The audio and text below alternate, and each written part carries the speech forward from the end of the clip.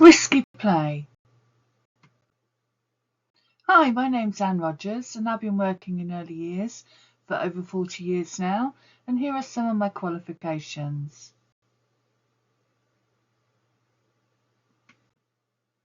Risky play. Children need to be kept safe from potential harm and hazards at all times, but they also need to explore and take risks. Risky play allows children to challenge themselves on many levels. Physically, by climbing a little higher, running a little faster, or jumping a little further. Emotionally, feeling out of control or overcoming fear. Mentally, learning how to get out of trouble, learning your own boundaries and that of the environment around them. This PowerPoint looks at how children can take risks within a supervised and safe environment so that they can grow and develop and think for themselves. Children need opportunities to problem solve and experiment with taking risks, to challenge them physically and mentally. They need time to practice new skills and develop their bodies. So what is a safe environment? A safe environment for young children comprises many elements, such as registration with Ofsted in compliance with statutory requirements, the security of the premises, staff who've been checked through CRB or DBS checks and are qualified to care for children and have a working knowledge of legislation, child development, first aid, child protection, etc., including the EYFS. Indoor and outdoor facilities that are secure, and play equipment which is fit for purpose, appropriate for the needs of individual children, and meets the guidelines for the British and European standards. An emotional environment which enables children to grow, develop and reach their full potential, with opportunities to explore and take appropriate risks. Policies, procedures and records that support all of the above, which have clearly set out duties, responsibilities and actions. A mix of child-initiated and adult-led activities to support children's next steps for learning and stretch them intellectually and physically.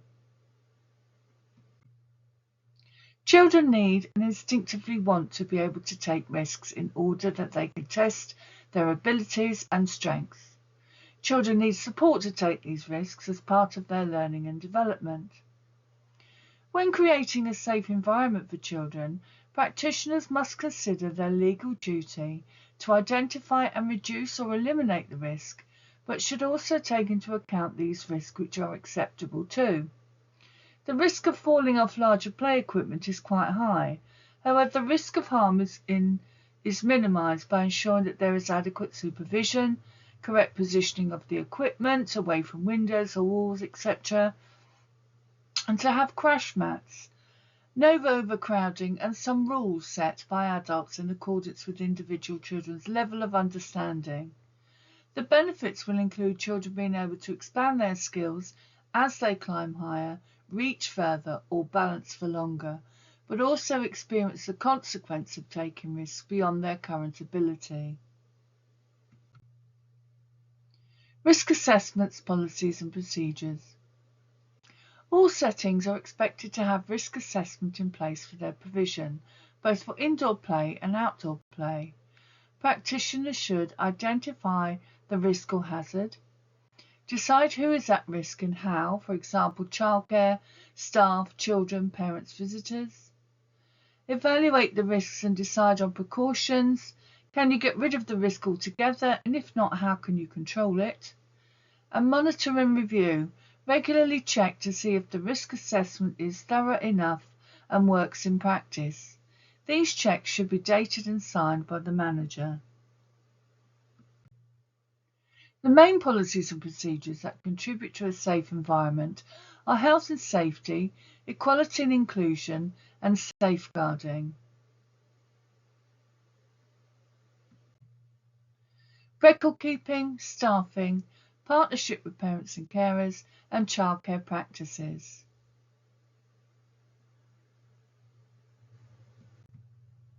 Indoor play. When developing a setting, it is paramount that it is a safe and secure place where children learn to play and gain independent skills required before they attend school. It is vital that this is a prepared environment, rich in opportunities for children to learn and explore and to make sense of the world around them. Activities should be age and stage appropriate and the areas of learning clearly defined. Staff should be knowledgeable about what it is that their children enjoy and observe and plan for play and experiences which will help them to learn and achieve next steps within their development. Children need supervision from staff at all times, but it is important that they know when to step in and when to sit back and let the child solve issues by themselves. The children's safety is paramount, and they should not be allowed to take unnecessary risks with their own or others' safety and well-being. Procedures must be in place to safeguard children at all times, and children guided in how to use the equipment safely and how to behave well within the setting. For example, children should not run around while handling scissors or sharp tools, although they may use them with care at the designated place set aside for them in an appropriate way. Care should also be taken when using cooking ingredients in case of allergies and intolerances, and young children should not be allowed near the cooker when cooking. Child safety knives can be bought which allow children to cut fruit and vegetables while remaining safe. Allowing children to use utensils properly eliminates the risk that may be involved if they source them themselves when they shouldn't. Toys and equipment need to be age and stage appropriate, that offer challenges for the child.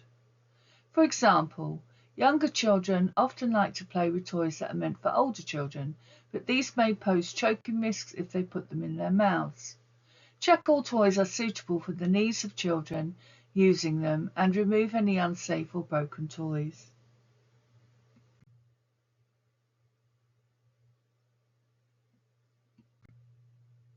Outdoor play.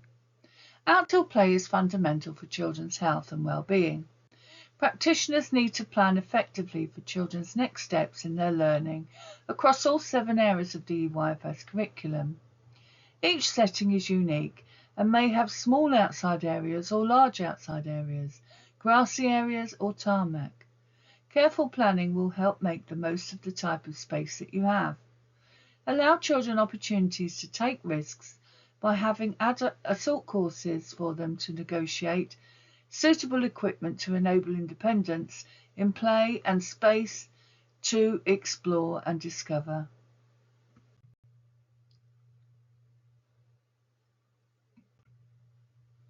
Some settings have access for growing plants and flowers, and if they're lucky, an area is set aside for an allotment to grow fruits and vegetables. Staff need to be aware of poisonous plants, allergies, and what is good to grow at particular times of the year. Children can use gardening equipment that is suitable for their age and stage of development. Children should be taught that they do not pick any wild berries or plants in case they may be poisonous or harmful to them.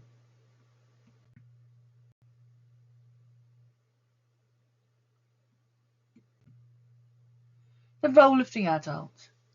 Adults need to support and encourage all children to enable them to gain in confidence and try new things. They need to be available to explore with them and talk about things that interest young children outdoors and listen and respond to their questions. Children need to be supervised at all times indoors and outdoors, yet allowed freedom to take risks and manage their own play. Planning for the curriculum and next steps in development will help adults to know what it is that the children need and what they need to learn next, but also extend their play ideas to have fun and exploring and experimenting. Adults need to observe how play is being managed and change areas if necessary to meet the needs and interests of the children. It is important that children have plenty of time outdoors every day and essential that the adults share in the child's curiosities and delights. The adults need to be tuned into the children and their interests and teach children how to care for the resources by modelling how to tidy up. They also need to ensure that they show children a variety of ways in which to use equipment and the space that they are in, whether that is indoors or outside. The best resource that the children have is the practitioner, who plans experiences and activities for them.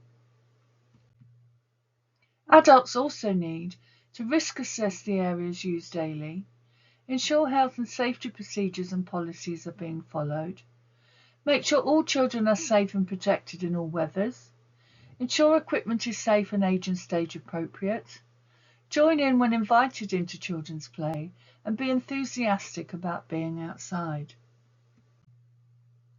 Plan fun and exciting play experiences.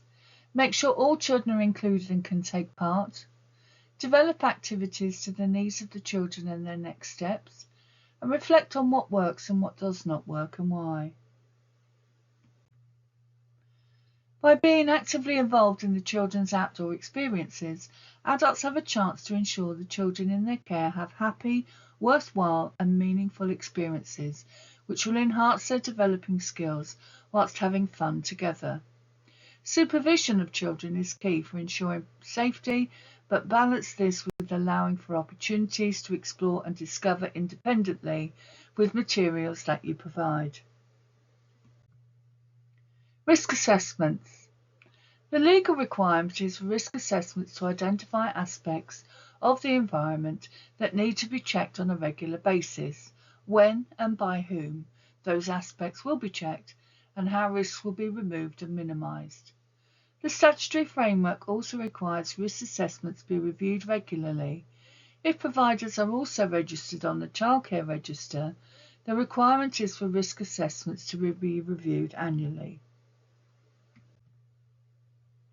Things to consider: the size of the provision, its layout and location, the age and stage of children attending, whether you involve children in assessing risks, whether the risk assessment is for your sole use at all times or whether other people use it as well, and whether your staff group, including any volunteers, understand risks to children and how to manage them, and can also explain this to others.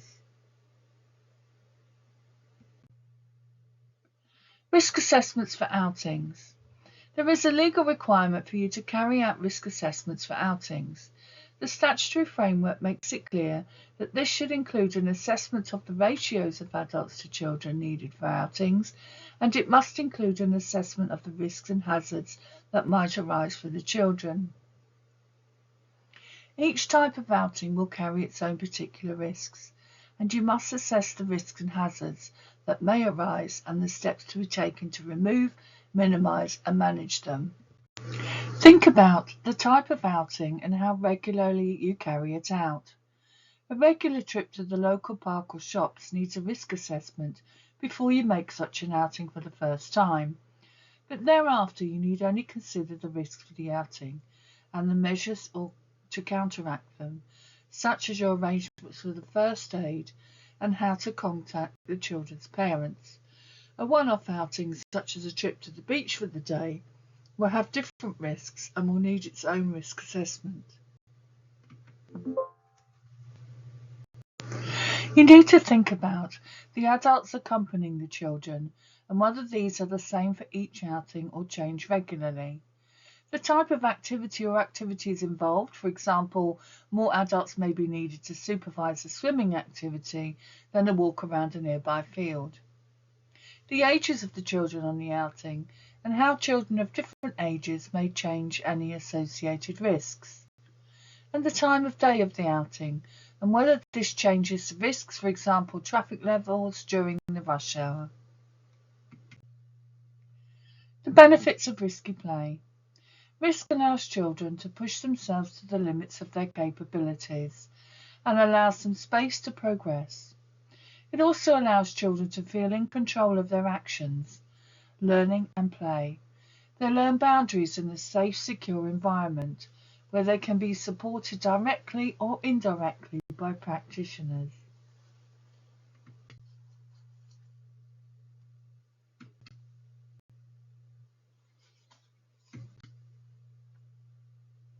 Thank you for listening. Here are my contact details.